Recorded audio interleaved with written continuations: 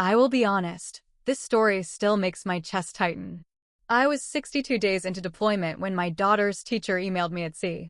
The subject line was simple, but it felt like a warning flare. Concern about Lily. I opened it in a narrow passageway, with ship noise humming through the walls. I expected a homework issue. Maybe a playground problem. Maybe another note saying my 8-year-old missed me and cried after lunch. But the first sentence made my blood go cold. Chief Morgan, Lily has not been in school for 4 days, and we have not been able to reach your husband. For a moment, I could not move. The ship rocked gently under my boots. Sailors passed behind me, carrying binders, coffee, tools, their own tired thoughts. Everything kept moving like normal. But my world stopped. Because every night, my husband had been telling me the kids were fine. My name is Rachel Morgan. I was 38 years old, a chief petty officer in the United States Navy, stationed out of Norfolk, Virginia. I had served for 16 years. Long enough to know how to stay calm when alarm sounded. Long enough to lead sailors through pressure, exhaustion, inspections, and bad news from home. But nothing in the Navy trained me for being a mother trapped on the other side of the world, reading that my child had vanished from school. I had 2 kids. Lily was 8, serious, soft-hearted, and always worried about everyone else. My son, Noah, was 5, loud when happy, silent when scared. Before I left, he still slept with a stuffed shark I bought him at the Virginia Aquarium. My husband, Daniel, was supposed to be their safe place. That was the whole point. When I received orders for a long deployment, we sat at our kitchen table for 3 nights making plans. School drop-offs. Pediatrician numbers. Meal prep. Emergency contacts. My mother's phone number in Ohio. Our neighbor Karen's number across the street. Daniel kept squeezing my hand and saying, "I've got this, Rach." I wanted to believe him. Honestly, I needed to. Because leaving your children is not one decision. It is 1,000 tiny heartbreaks pretending to be logistics. You fold pajamas into drawers and wonder if they will still smell like you.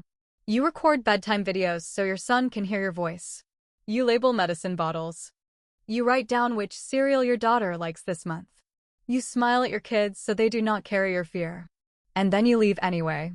The night before I shipped out, Lily stood in the hallway holding my cover in both hands. "Daddy said you didn't have to go," she whispered. That sentence hit me strangely. I looked toward the living room, where Daniel was watching the news too loudly. "What do you mean, sweetheart?" She shrugged. "He said some moms choose family." I remember kneeling in front of her, trying to keep my face calm. "Your daddy is sad," I said. "But I love you more than anything." She nodded, but her eyes did not believe me. That was the first red flag. I just folded it neatly and packed it away with everything else I was afraid to face. Daniel had started changing before deployment. Not all at once. That would have been easier to name. It was smaller than that. A sigh when I stayed late. A joke about the Navy being my real husband. A quiet comment at dinner that Noah listened to me better over a video screen than in real life. At first, I thought he was scared. Then I thought he was lonely. Then I blamed myself. That part came naturally.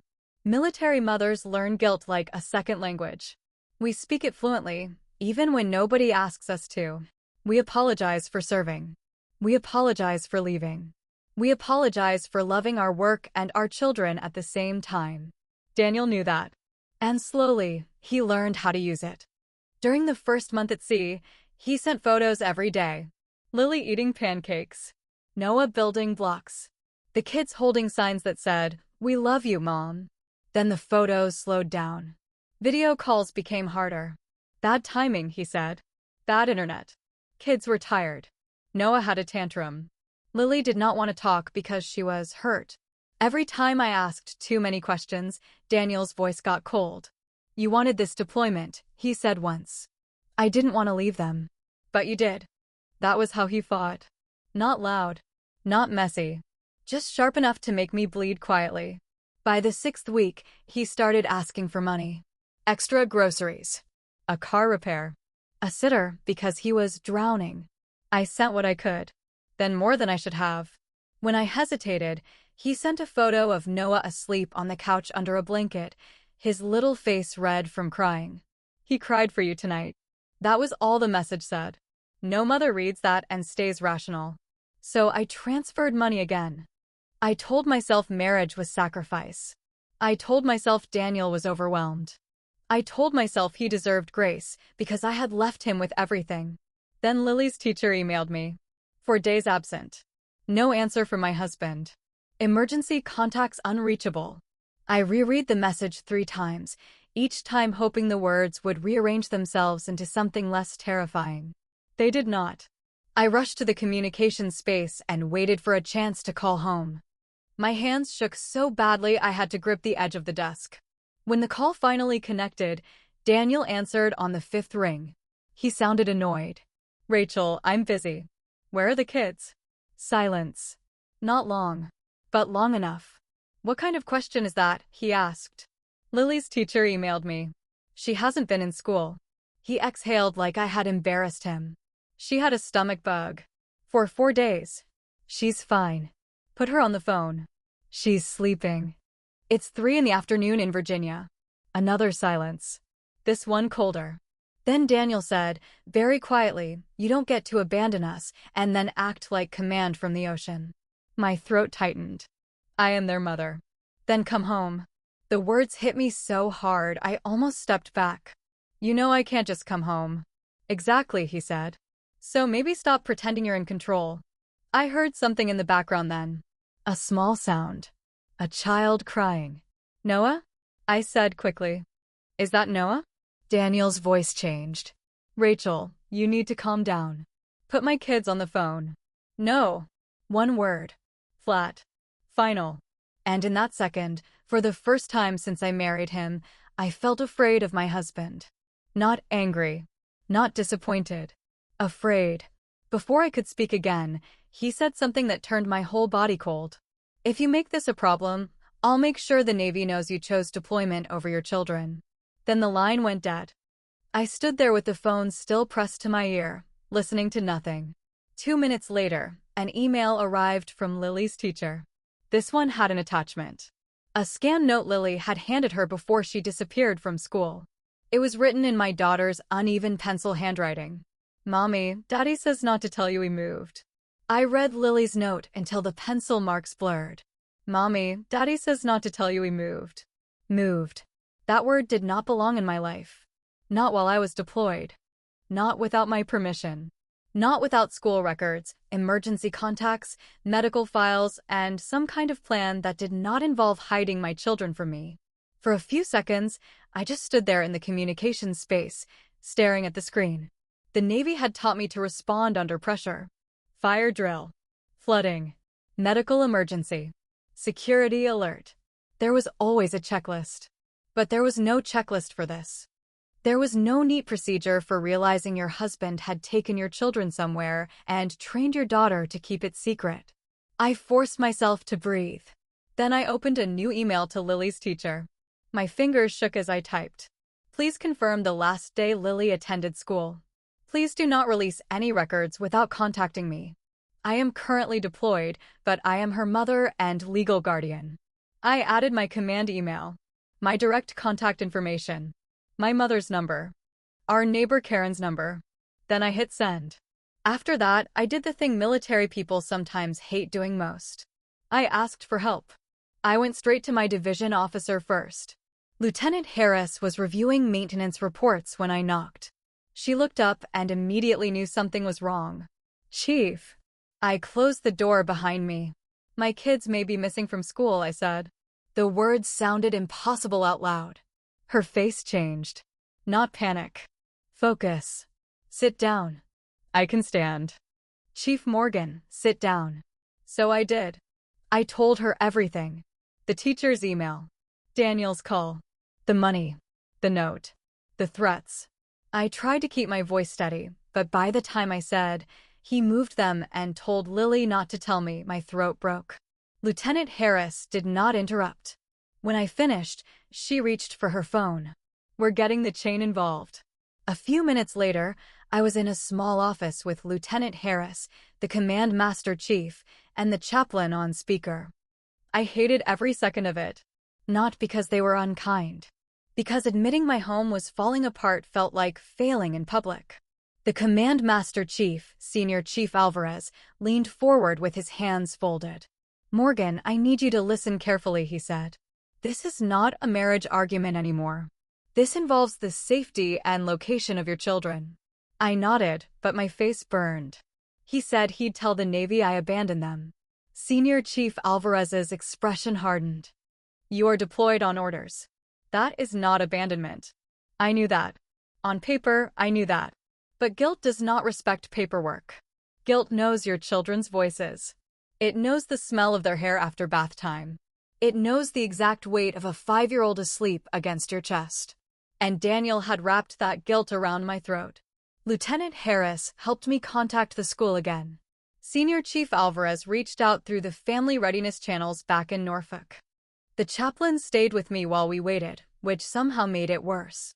Kindness can break you faster than cruelty. An hour later, my mother called the ship line. She was crying before I said hello.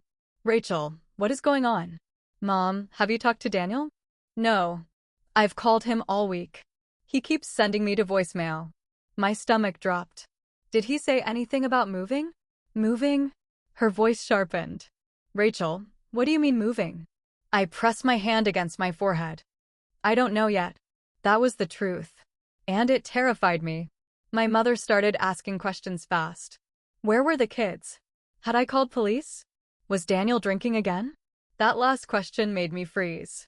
"Again?" I asked. The line went quiet. "Mom." She exhaled shakily. "He called me 3 weeks ago. He sounded strange. Angry. He said you had left him to raise the kids alone while you played hero." My chest tightened. "Why didn't you tell me?" "Because he said you were under enough stress.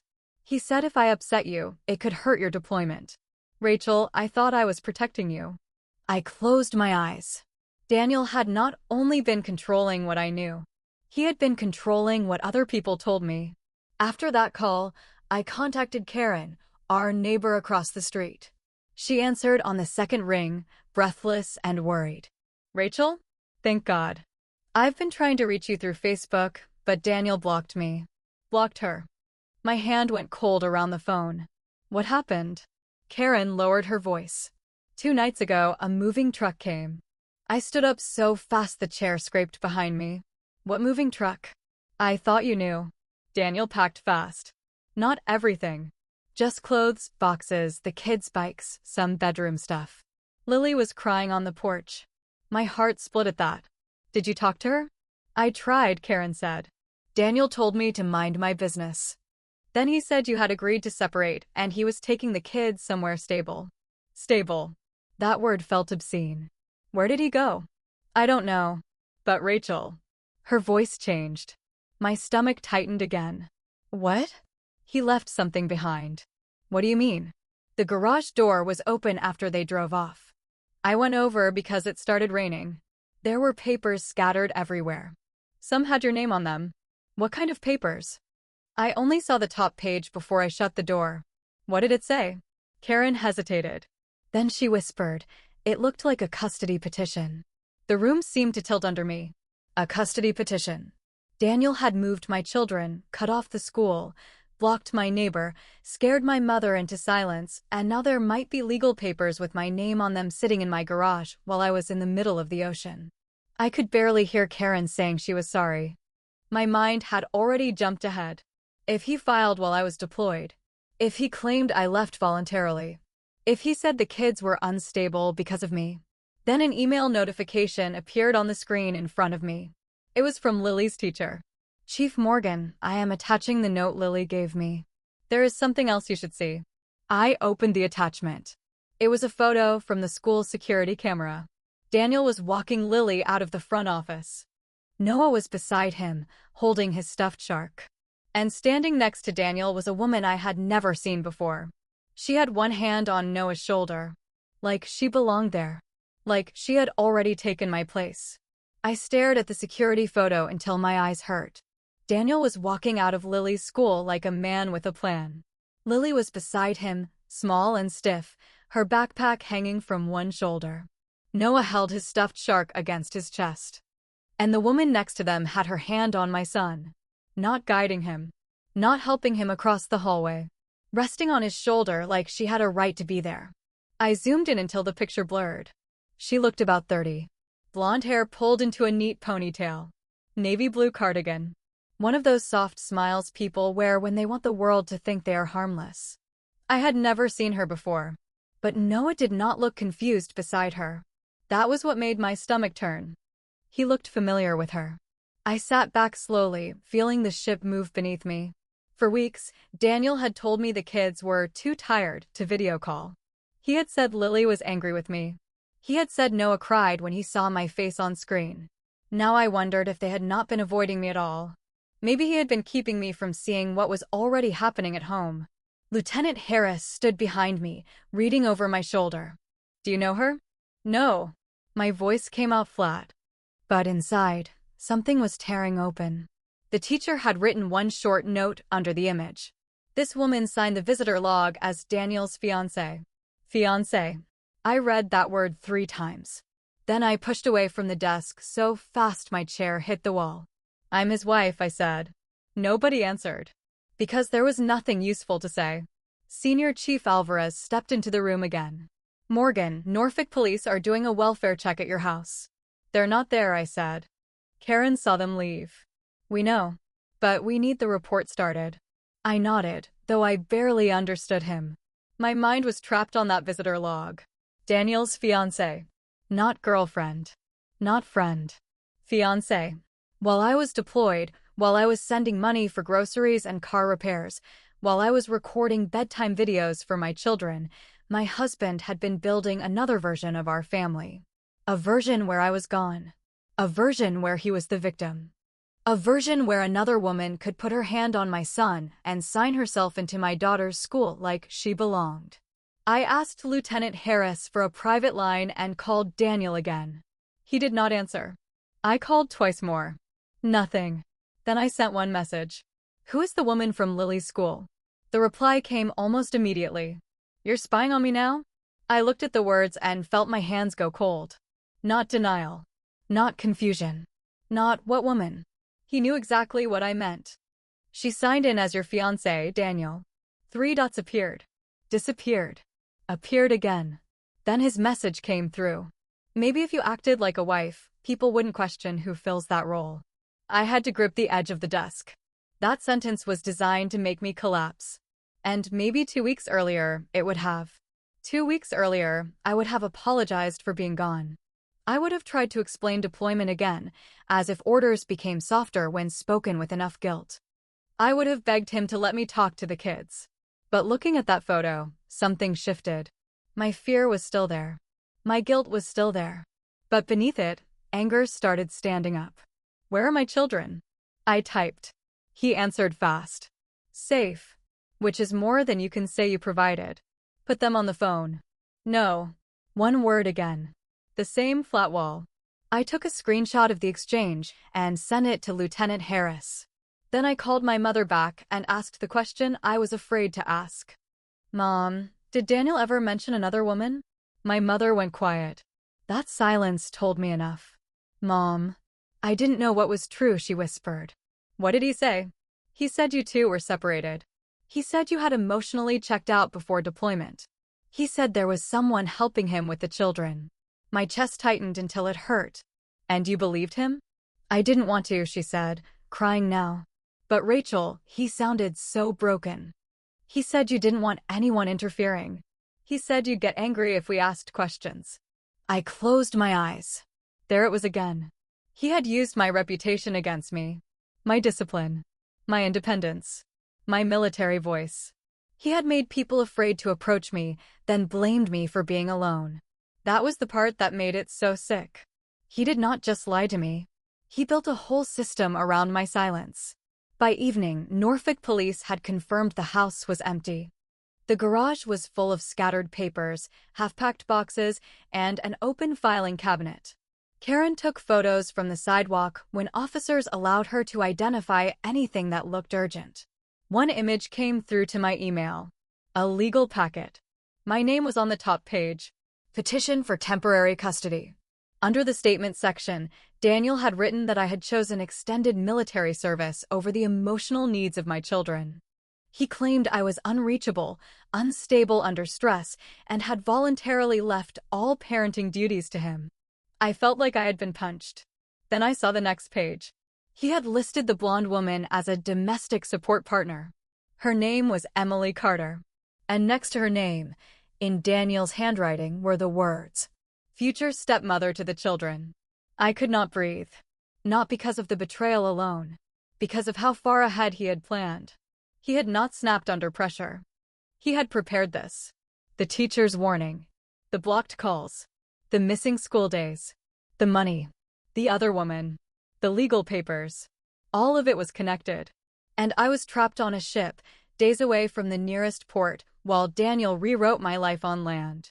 Just before midnight, my email chimed again. This time, it was from an unknown address. No subject line. Only one sentence. "Your kids are not with Daniel tonight." I stared at the email like it had stopped my heart. "Your kids are not with Daniel tonight." There was no name, no phone number, no explanation. Just one sentence from someone who knew exactly where to hit me. For a few seconds, I could only hear the ship around me. The low vibration under the deck. The distant sound of boots in the passageway. The soft buzz of fluorescent lights above my head. Then my body moved before my mind caught up. I forwarded the email to Lieutenant Harris, Senior Chief Alvarez, and myself. Then I took a screenshot. Then another. I had learned quickly that Daniel's world was built out of disappearing truths. Not this time. Lieutenant Harris came into the room less than 2 minutes later. "Who sent it?" "I don't know." "Any attachment?" "No." She leaned over my shoulder and looked at the message. Her face stayed controlled, but her eyes changed. "Could be someone trying to scare you." "I know. Could be real." "I know that too." That was the worst part. I could not afford to dismiss anything anymore. Senior Chief Alvarez joined us a few minutes later, still in uniform, his expression sharp and tired. He read the email once, then looked at me. "Do you know anyone who might be helping Daniel?" "Emily Carter," I said. "The woman from the school." "Do you have a number?" "No." "Address?" "No." The shame rose so fast I almost choked on it. I was their mother. Their emergency contact. Their safe place. And I did not know where my children were sleeping. Senior Chief must have seen it on my face. "Chief Morgan," he said firmly, "do not start punishing yourself. That helps him, not them." I nodded, but the words barely reached me. Lieutenant Harris contacted the school again through official channels. Senior Chief pushed the welfare check report forward. The chaplain stayed nearby, not talking unless I asked. I hated how small I felt with everyone helping me, but I hated more that I needed it.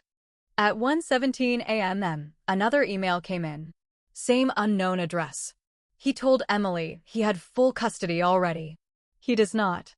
My hands turned cold. Then a third message. "The children were at her apartment yesterday. Daniel left them there and did not come back for 6 hours."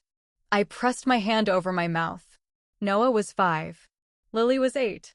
They had been pulled from school, moved from their home, separated from every familiar adult, and left with a woman I had never met. A woman who believed she was becoming their stepmother. This was not a messy marriage anymore. This was madness. Real, quiet, paperwork-covered madness. The kind that wears a clean shirt, smiles at school staff, and signs visitor logs while stealing a mother's place one lie at a time. I typed back before anyone could stop me. "Who are you?" For almost a minute, nothing happened. Then the answer came. "Emily's sister." "My name is Tara." I didn't know he was still married. I leaned back slowly. Emily's sister. So there was another person close enough to see inside the lie. Another person Daniel had not fully controlled. Lieutenant Harris spoke softly beside me. "Ask where the children are now." I typed exactly that. "Where are my children now?" The reply did not come right away. Those waiting seconds felt cruel. I imagined Lily sitting on a strange couch, trying to be brave. I imagined Noah asking when I was coming home. I imagined Daniel telling them I had chosen the Navy over bedtime, over school, over them. Then Tara answered. "A motel off Route 58. Daniel said they're leaving Virginia tomorrow. Emily is scared now. She thinks he lied about everything. The room tilted. Leaving Virginia. Tomorrow. My voice came out thin. He's moving them again. Senior Chief was already on the phone. Lieutenant Harris asked Tara for the motel name, room number, vehicle description, anything.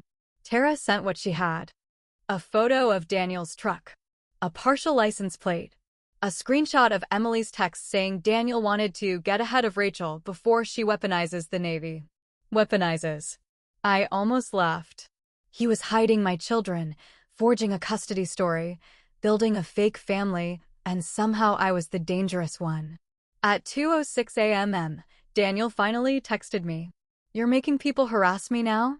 I stared at the message. Then another came. "This is why I had to protect the kids from your instability." There it was. The script. He was not reacting. He was documenting. Every message was meant to build his story. So I did not answer. That silence felt harder than any argument. At 3:30 a.m., Norfolk police located the motel. I was not on the call, but I watched Senior Chief's face as he listened. His jaw tightened. Lieutenant Harris stood beside him, arms crossed, eyes locked on the floor. When he hung up, I knew before he spoke that something had changed. "They found the children," he said. My knees almost gave out. "They're alive."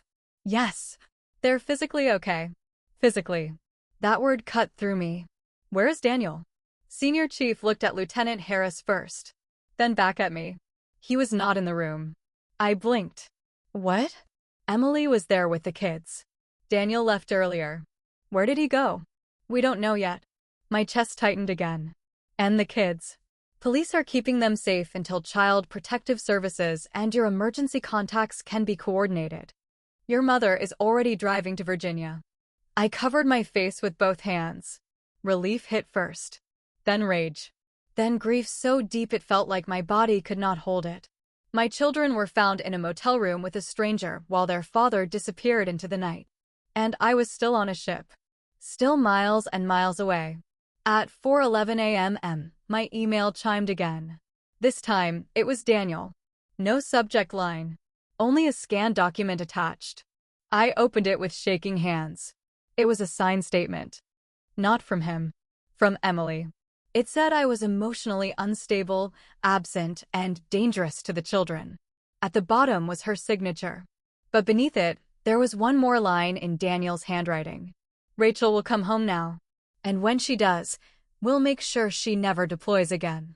I stared at the scanned statement until the words stopped looking like English. "Rachel will come home now. And when she does, we'll make sure she never deploys again."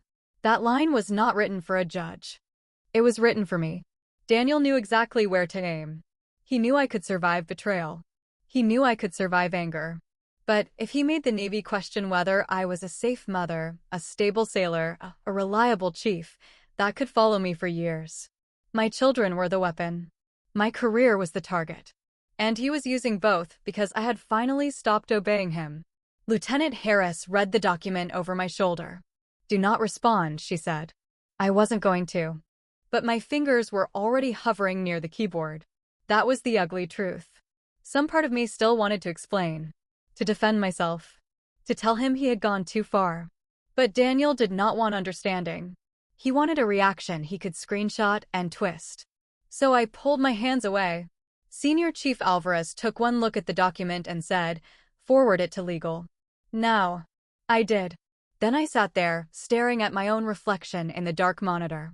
My hair was pulled back tight. My uniform was clean. My face looked calm from a distance. But inside, I felt like I was crawling out of my skin. At 5:02 a.m., my mother called from the road. "I'm 2 hours out," she said. "Police said the children are safe, but they won't release much until I get there." Her voice shook on the word safe. Mine did too. "Mom, when you see them, don't ask too much at first." "I know. Just tell them I love them. Tell them I didn't know. Tell them I'm trying to get home." My mother started crying again. "I should have pushed harder, Rachel." "No." "Yes," she whispered. "I let him make me afraid of upsetting you." I closed my eyes. That was Daniel's talent. He never had to lock every door himself. He just made everyone afraid to open one. By sunrise, the ship had fully come alive around me. Announcements sounded overhead. Sailors moved through passageways. Coffee brewed somewhere nearby. The whole machine kept working because that is what ships do. But my body had not slept. My children had been found in a motel. My husband was missing. And somewhere in Virginia, a woman who had signed herself in as Daniel's fiancée had also signed a statement calling me dangerous. At 0700, the commanding officer called me in.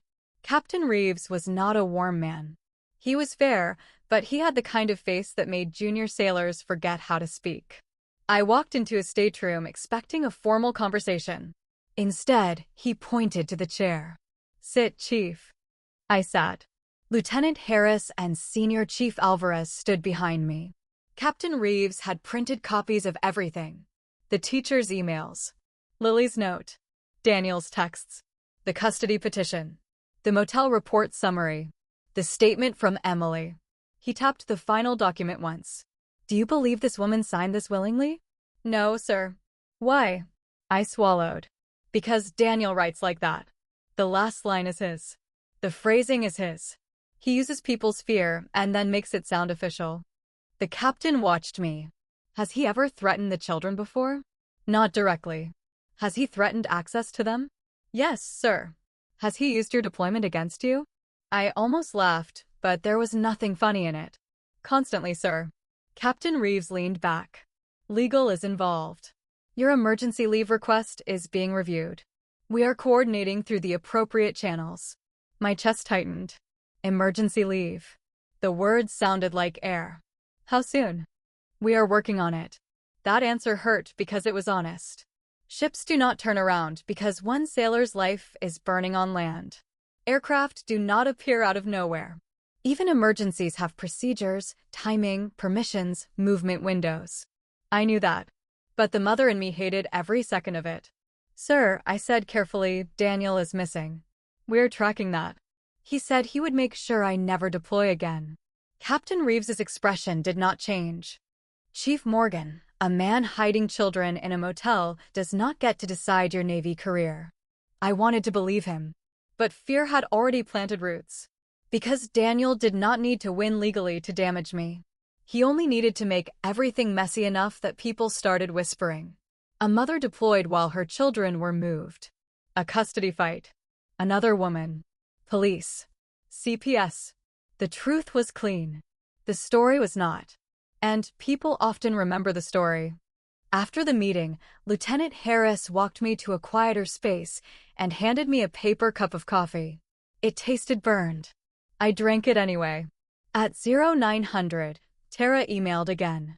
"Emily wants to talk. She's scared Daniel will come back." My pulse jumped. I showed Lieutenant Harris. "Only with someone listening," she said. So we set up a call. Emily answered in a broken voice. For a moment, neither of us spoke. I had seen her face in a school security photo. I had hated her hand on my son's shoulder. I had imagined her smiling while taking my place. But when she finally said my name, she did not sound like a villain. She sounded young, terrified. "Rachel, I'm sorry." I gripped the phone so tightly my fingers hurt. "Where is my husband?" "I don't know. You had my children in a motel room." "I know. My daughter missed school for 4 days." "I know. You signed a statement saying I was dangerous." Emily started crying. "He told me you were. He told me you had violent episodes. He said the Navy covered things up because of your rank. He said if I didn't sign it, you would take the kids and ruin him." I closed my eyes. There it was again. Daniel's favorite move. Make the woman afraid of the woman he was already hurting. "Did he force you to sign it?" Lieutenant Harris asked. Emily inhaled shakily. "He stood over me. He wrote most of it. I signed because the kids were in the room and Noah was crying. I didn't want him to explode." My heart twisted at Noah's name. "What did my son hear?" I asked. Emily went silent. "What did he hear?" Her voice broke. "He heard Daniel say you didn't want to come home unless the Navy ordered you." I covered my mouth. That one hurt worse than the forged statement. Because Noah was 5. 5-year-olds do not understand deployment orders. They understand bedtime, pancakes, stuffed sharks, and whether mommy comes when they cry. Daniel had turned my absence into rejection. Emily kept talking. He told Lily not to write you. He said every message upset you. But she cried every night. She kept asking if you knew where they were. My breathing changed. Sharp. Uneven. Lieutenant Harris put a hand on my shoulder, but I barely felt it. Then Emily said something that made the room go quiet. Rachel, Daniel took their birth certificates. I opened my eyes. What? And their social security cards. Passports too, I think. He said he needed them for the next step. The next step. My stomach dropped. Where was he going? Emily hesitated, then whispered, Florida. Why Florida? He said he had a friend there. Someone who knew how to help fathers disappear before the courts got involved. For a moment, nobody moved. Then Senior Chief Alvarez stepped into the room and held out his hand for the phone. Emily, he said, voice calm but hard, you need to tell the police everything you just told us. Right now. She started crying again. I will. Not later. Now. After the call ended, I felt hollowed out. Florida. Birth certificates. Passports. My children had been one decision away from disappearing farther than Virginia. And the only reason Daniel had not completed that step was because Lily gave her teacher a note. My 8-year-old daughter had done what adults were too afraid to do. She told the truth. At 12:15, my mother called. This time, her voice sounded different. Softer. Full of tears, but not panic. I'm with them, she said. I stood up so fast my knees almost buckled. Can I talk to them? There was movement on the line. A muffled voice. Then Lily. Mommy? I pressed my hand against the wall. Baby. She started crying immediately. I'm sorry I didn't tell. Daddy said you would get in trouble. No, sweetheart. You did nothing wrong. I wrote the note. I know, I whispered. You were so brave. Her crying got louder. Then Noah came on. Mommy, are you on the big boat? I broke. Not completely, but enough. Yes, baby. I'm on the ship. Are you coming home? I looked at Lieutenant Harris. At Senior Chief. At the gray walls around me. I'm trying as hard as I can. Noah sniffed. Daddy said you like the ship better. The words cut through me so cleanly I almost could not answer. I closed my eyes and forced my voice to stay gentle. No, baby. I love you more than any ship in the world. He was quiet for a second. Then he whispered, Can Grandma keep us? Yes, I said. Grandma can keep you until I get there. That was when the line clicked. Not disconnected. Interrupted. My mother came back on, breathless. Rachel, the officer just got a call. What happened? Her voice dropped. They found Daniel's truck. My heart stopped. Where? At a bus station outside Richmond. I gripped the phone. And Daniel. My mother started crying again. They don't know. But Rachel, the kids' documents are gone. For a few seconds, I could not speak. The kids' documents were gone. Birth certificates. Social security cards. Passports. All the little papers that prove children belong somewhere, that they exist inside a system, that they can be protected by more than love. Daniel had taken them. And I was still standing on a ship, with the ocean between me and my babies. My mother kept saying my name through the phone. Rachel? Rachel, are you there? Yes, I whispered. But I barely sounded like myself. Senior Chief Alvarez stepped closer, watching my face. What happened? I covered the receiver. They found Daniel's truck at a bus station. He's gone. The kids' documents are gone. The room changed. Not dramatically.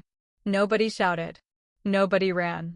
But every adult around me understood what that meant. Daniel was no longer just trying to scare me. He was moving. Planning. Escalating. My mother was still crying softly on the line. Mom, I said, forcing my voice steady, listen to me. Do not take the kids anywhere alone. Stay with the officers or CPS until someone tells you otherwise. Do not answer Daniel if he calls. What if he calls Lily? My chest tightened. Do not let her answer. I won't. And Mom. Yes. Tell Lily I'm proud of her. My mother broke again. She keeps asking if she did something bad. I closed my eyes. That nearly split me in half. My little girl had saved herself and her brother with a pencil note, and Daniel had made her feel guilty for it. After the call, I walked into the nearest empty space and put both hands against the wall. My body wanted to shake, but I would not let it. Not yet. There would be time to fall apart later. Right now, my children needed a mother who could think. Captain Reeves approved my emergency leave that afternoon. The process still felt painfully slow. Forms, calls, movement plans, coordination. But people moved faster once the words missing documents and possible flight risk entered the conversation. Lieutenant Harris found me outside medical, staring at nothing. "You'll be off the ship tomorrow morning," she said. I nodded. That should have brought relief. Instead, fear rose higher. Because tomorrow morning felt like a lifetime when Daniel was somewhere on land with my children's passports. That night, I slept maybe 40 minutes. Every time I drifted off, I saw Daniel at a bus station with a backpack full of papers. I saw him smiling at a ticket counter. I saw him telling some stranger that his wife was unstable and he was only trying to protect his kids. The worst lies are not the impossible ones. They are the ones built around a piece of truth. I was gone. I was deployed. I could not pick up my children from school. And Daniel had wrapped that truth in poison. At 0200, my phone buzzed through the ship's communication system. Another message had been forwarded from my personal email. It was from Daniel. No subject. No greeting. Just one line. "You made me look like a monster, so now I have nothing left to lose." I stared at the message until Lieutenant Harris took the printed copy from my hand. "Do not answer." I know. But my voice sounded far away. Then another email came through. This one had an attachment. A photo. It showed 3 bus tickets on a counter. One had Daniel's name. One had Lily's. One had Noah's. The destination was Jacksonville, Florida. The departure time was that night. But the timestamp on the ticket was from 4 hours earlier. I stopped breathing. "He bought tickets for them," I said. Senior Chief Alvarez looked at the photo and immediately stepped out to call the investigators. Lieutenant Harris stayed with me. "Rachel," she said carefully, "the children are safe with your mother right now." I know. He does not have them. I know that too. But what I knew did not stop the terror. Because Daniel had bought those tickets before police found them. Before my mother reached them. Before Emily spoke up. He had planned to take them. He had been hours away from putting my children on a bus and driving my life into another state. By sunrise, I felt hollow. When I left the ship the next morning, I did not look back right away. I thought I would feel guilty leaving my sailors. I thought I would feel torn between duty and motherhood. But the truth was simpler than that.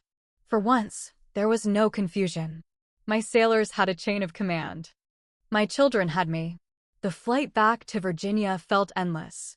I sat by the window in uniform, staring at clouds, with my hands folded so tightly my knuckles hurt. A woman beside me asked if I was coming home from deployment. I said yes. She smiled. "You must be excited." I looked out the window. "Yes," I said. But excitement was not the word. I was afraid of what my children would look like after Daniel's lies. Afraid they would flinch when I spoke. Afraid Noah would not run to me. Afraid Lily would still think she had betrayed her father by telling the truth. When I reached Norfolk, my mother was waiting outside the Family Services building. She looked older than she had on video calls. And behind her, holding her hand, were my children. For 1 second, none of us moved. Then Noah dropped his stuffed shark and ran. I fell to my knees before he reached me. He hit my chest so hard I almost tipped backward. His arms locked around my neck, and he started sobbing into my uniform. "Mommy, you came." I held him like someone had pulled me back from the edge of the world. "I came, baby. I came." Lily stood a few feet away, frozen. Too still. Too serious. My brave girl. I opened one arm. She stared at me, her mouth trembling. Then she ran too. When she reached me, she whispered, "I'm sorry." That broke me. I held both of them and cried right there on the sidewalk, in uniform, in front of my mother, strangers, and whoever else was watching. No, I said into Lily's hair. You saved your brother. You saved yourself. You did exactly right. She cried harder.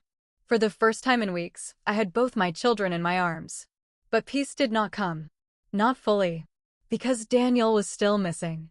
Over the next several hours, I gave statements, signed paperwork, and met with people whose faces blurred together. CPS, police, legal, family advocacy. My mother sat with the kids in a separate room full of toys and vending machine snacks. Emily's written statement came in before evening. She admitted Daniel lied about our separation. She admitted he wrote most of the accusation against me. She admitted he planned to take the kids to Florida and file emergency custody there before I could return. I should have hated her. Part of me still did. But another part understood the look in her school photo now. That soft smile had not been confidence. It had been someone trying not to anger the man beside her. At 6:40 p.m., a detective walked into the room where I was waiting with my mother. His face was careful. I stood immediately. Did you find him? Yes, he said. My heart slammed against my ribs. Where? Richmond. Is he in custody? The detective paused. Not yet. My stomach dropped. He contacted an attorney and is claiming you fabricated the entire situation to interfere with his parental rights. I stared at him. After everything. The motel. The tickets. The missing documents. Lily's note. He was still trying to turn the story upside down. Then the detective handed me a printed copy of something Daniel's attorney had already filed. A motion for an emergency custody hearing. At the bottom, Daniel claimed I was emotionally unstable after deployment and should not be left alone with the children. The hearing was scheduled for the next morning. I looked through the glass wall at Lily and Noah sitting beside my mother. Noah was coloring quietly. Lily was watching the door like she expected someone to come take her away. My hands went cold around the papers. Daniel had not disappeared. He had changed battlefields. And now he was waiting for me in court. I did not sleep before court. I sat in my mother's guest room with Lily and Noah asleep beside me, one child tucked under each arm like they were still babies. Noah's stuffed shark was pressed between us. Lily kept waking every hour, asking if we were leaving again. Every time, I whispered the same thing. No, baby. You're staying with me. But I did not know if that was true yet. That was the part that made me feel sick. By morning, I put on my uniform because I needed armor. My mother asked if I was sure. I told her yes, even though my hands shook while I pinned my hair back. Daniel had used the Navy against me for weeks. Now I wanted the judge to see what he had twisted. Not a woman who abandoned her children. A mother who served her country and came home the second danger reached them. The courthouse smelled like old paper, coffee, and floor cleaner. People sat in plastic chairs, holding folders and quiet panic. My children stayed with my mother in a waiting room, away from Daniel. That was the first small mercy. Then Daniel walked in. He wore a gray suit I had bought him for a Navy ball 3 years earlier. His hair was neat. His face was tired in a way that looked almost believable. Beside him stood an attorney with a leather briefcase and a calm expression. Daniel saw me. For half a second, his mask slipped. Not enough for anyone else to notice. But I saw the anger. Then he softened his face and looked down like I had wounded him. That performance used to destroy me. Now it just made me cold. My attorney, Ms. Bennett, leaned closer. Do not react to him. I know. He wants the room to see emotion before evidence. I nodded. Still, my heart was pounding. When the hearing started, Daniel's attorney spoke first. He painted a clean, tragic story. A father abandoned during deployment. 2 children emotionally neglected by a mother who chose career over home. A husband forced to make hard decisions while I ignored school calls and family concerns. Every sentence sounded reasonable. That was what scared me most. Lies do not always arrive screaming. Sometimes they wear a suit and say, Your Honor. Then Daniel's attorney showed photos. Me on the ship. Me standing with sailors. Me smiling in uniform weeks before deployment. He made every proud moment look like proof I loved the Navy more than my children. I sat still. But inside, I was burning. Then he brought up Emily's first statement. The one Daniel had written. The one that called me unstable. The judge looked down at the paper, then at me. Chief Morgan, is there a reason multiple people would express concern about your emotional state? The room went very quiet. My mouth went dry. This was exactly what Daniel wanted. Not to prove everything. Just to plant enough doubt. Ms. Bennett stood. Your Honor, we have updated statements and supporting evidence showing that statement was coerced and partially written by Mr. Morgan. Daniel's head snapped toward her. There it was again. The mask slipping. Ms. Bennett handed over the documents. Emily's corrected statement. Tara's emails. The school note. The motel report. The bus tickets. Screenshots of Daniel's threats. Proof that the children had been withdrawn without my consent. The judge read silently. Each second felt like an hour. Daniel sat perfectly still, but his fingers tightened around the edge of the table. Then Miss Bennett played the voicemail Daniel left my mother. His voice filled the courtroom. She doesn't need to know every little thing. Rachel gets dramatic when she feels guilty. My mother lowered her head. I could feel her crying behind me. Then came another recording. Emily had made it the night before he left the motel. Daniel's voice was lower in that one. If Rachel comes home, we say she's unstable. We say she scared the kids. Nobody believes a deployed mother over the parent who stayed. I stopped breathing. Because I had not heard that recording before. Daniel had. His face went pale. The judge looked up slowly. Mr. Morgan, is that your voice? Daniel's attorney whispered something to him. Daniel swallowed. It's taken out of context. The judge's expression did not change. What context makes that acceptable? Nobody spoke. For the first time, Daniel looked small. Not powerless. Just exposed. Then the court-appointed child advocate entered with a folder. She had spoken briefly with Lily and Noah that morning. I had not known what the children said. I did not want them dragged into this, but Daniel had already dragged them into it. The advocate spoke gently. She said Noah was confused and anxious. She said Lily felt responsible for getting Daddy in trouble. Then she looked at the judge. Lily also stated that her father told her not to tell school staff where they were going. She said he told her mommy would lose her job if Lily talked. My throat closed. I could not cry. Not there. Not while Daniel watched. The advocate continued. She also said she wrote the note because her brother was scared. The judge looked at Daniel again. Daniel stared down at the table. I thought that would be the moment everything ended, but Daniel was not finished. He stood suddenly, ignoring his attorney's hand. She is poisoning them against me, he said, pointing at me. This is what she does. She commands people. She controls people. Now she's using the court, the Navy, everyone. The bailiff shifted forward. The judge's voice sharpened. Mr. Morgan, sit down. Daniel did, but his eyes stayed on me. And for the first time, I did not look away. The judge issued temporary orders that morning. The children would remain with me and my mother. Daniel would have no unsupervised contact. He had to surrender the children's documents immediately. The custody petition would continue, but his emergency request was denied. I should have felt relief. I did. For about 30 seconds. Then the judge asked Daniel where the passports and birth certificates were. Daniel looked at his attorney. Then at the judge. I don't have them. My stomach dropped. The judge's face hardened. You were seen removing them from the family residence. I don't have them anymore. Where are they? Daniel looked at me then. And the smallest smile touched his mouth. I mailed them. My hands went cold. Ms. Bennett stood. To whom? Daniel did not answer. The judge repeated the question. Daniel leaned back slowly. Then he said one sentence that made the whole courtroom freeze. To someone Rachel trusts. For a second, the courtroom had no sound. Daniel's words sat between us like a loaded weapon. To someone Rachel trusts. My mind started racing through names. My mother. Karen. My old babysitter. A friend from church. Someone from the command family group. That was the cruelest part. He knew trust had become fragile for me.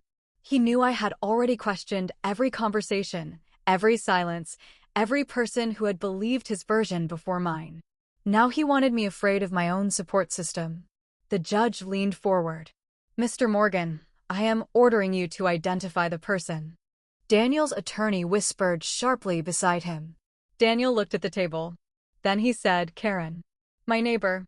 The woman who had checked the garage. The woman who had told me about the moving truck. The woman who had tried to help when everyone else was confused." My stomach twisted. Daniel had chosen her on purpose. Not because he trusted her. Because I did. The judge's voice went cold. "Why did you mail the children's documents to the neighbor?" Daniel lifted his hands slightly. "For safekeeping." Ms. Bennett stood. "Your Honor, Mr. Morgan previously denied having the documents. Now he admits he mailed them to a third party during an active custody matter." Daniel's face tightened. "I was protecting them." The judge looked at him for a long moment. "No, Mr. Morgan. You were hiding them." That sentence changed the room. Not dramatically, but enough. For the first time, someone with authority said plainly what Daniel had been doing. No soft words. No confusion. No, both sides. Just the truth, clean and hard. The judge ordered Daniel to remain in the courthouse until police confirmed the package. Karen was contacted immediately. I waited in a hallway with my mother beside me, staring at the same wall for almost an hour. Lily and Noah were downstairs with a family advocate, coloring pictures at a small table. Every few minutes, I looked toward the elevator, like Daniel might somehow appear and take them again. My mother touched my arm. "They're safe right now." I nodded. But my body did not believe safety yet. Safety would take time. At 11:42 a.m., Karen called Ms. Bennett. The package had arrived that morning. Priority mail. No return address. Inside were the birth certificates, social security cards, passports, and a handwritten note. Ms. Bennett read it quietly, then looked at me. "What does it say?" I asked. She hesitated. I already knew it would hurt. "It says, Rachel asked me to keep these hidden until she could take the kids out of state." My mother gasped. I closed my eyes. There it was. Daniel's last move. He had not mailed the documents to protect them. He mailed them to frame me. If Karen had panicked, opened it late, or called the wrong person, Daniel could have claimed I was hiding the documents through someone else. Even after everything, he was still trying to make me look dangerous. But this time, he had miscalculated. Karen did not hide the package. She called the police. By the afternoon, the judge expanded the temporary order. Daniel had no direct contact with me or the children. Any future visitation would be supervised. The children's documents were placed under court control. Daniel was warned that any further deception would carry consequences far beyond custody. He did not look at me when the order was read. He looked at the floor. And for once, I did not need him to understand what he had done. I only needed him stopped. The next weeks were not easy. People like to imagine that once the truth comes out, life becomes simple. It does not. The truth can save you, but it still leaves you with paperwork, nightmares, school meetings, therapy appointments, and children who ask questions no mother wants to answer. Noah asked if Daddy was mad because he loved me. Lily asked if telling the teacher made her bad. Those questions hurt more than court ever could. So I answered them slowly every time. "No, baby. Love does not make people hide you. No, sweetheart. Telling the truth kept you safe." Some nights, Lily slept on a mattress beside my bed. Noah carried his stuffed shark from room to room and cried if he could not see me. My mother stayed for almost 2 months. I used to think needing help meant I was failing. Now I understood it meant my children had more than one safe hand holding them. Daniel fought the orders at first. Then the evidence kept growing. Emily testified. Tara testified. Karen gave her statement. The school provided records. The motel report, bus tickets, emails, threats, and the package all told the same story. Not perfectly, but clearly enough. The final custody arrangement came months later. I received primary custody. Daniel was granted supervised visitation only after counseling and court review. He never admitted everything. Not really. Men like Daniel rarely hand you that clean ending. But he lost the power to rewrite my life. That was enough. As for the Navy, I did not quit. Not because I loved the Navy more than my children. Because I refused to let Daniel turn my service into his weapon. I adjusted my family care plan. I added my mother, Karen, and 2 trusted Navy friends. I changed passwords, locked documents, updated school permissions, and made sure no one person could ever isolate my children from me again. When I returned to duty, I was different. Quieter in some ways. Stronger in others. One afternoon, months later, Lily found my cover on the kitchen chair and put it on her head. It slid over her eyes, and Noah laughed so hard he dropped his cereal spoon. Then Lily looked at me and said, "Mommy, are you still going on ships?" I froze for half a second. Then I knelt in front of her. "Sometimes," I said. "But you will always know where I am. And I will always know where you are." She thought about that. Then she nodded. That tiny nod felt bigger than any court order. A year later, I stood on the pier in Norfolk before another short underway. Not a long deployment this time. Just training. My children hugged me hard, but they did not cling the same way. Lily handed me a folded note. I opened it later, after the ship pulled away. Her handwriting was neater now. "Mommy, I know you come back." I sat on my rack and cried quietly. Not from guilt. From relief. Daniel had tried to make me choose between serving my country and being a mother. But that was never the real choice. The real choice was whether I would let fear, shame, and manipulation decide what kind of woman my children saw when they looked at me. And in the end, I wanted them to see the truth. A mother can serve. A mother can need help. A mother can be scared. But no one has the right to erase her from her children's lives and call it love. Daniel thought taking my children's documents would take my power. He was wrong. My power came back the moment I stopped hiding what he was doing. And the first person brave enough to teach me that was my 8-year-old daughter with a pencil note in her hand.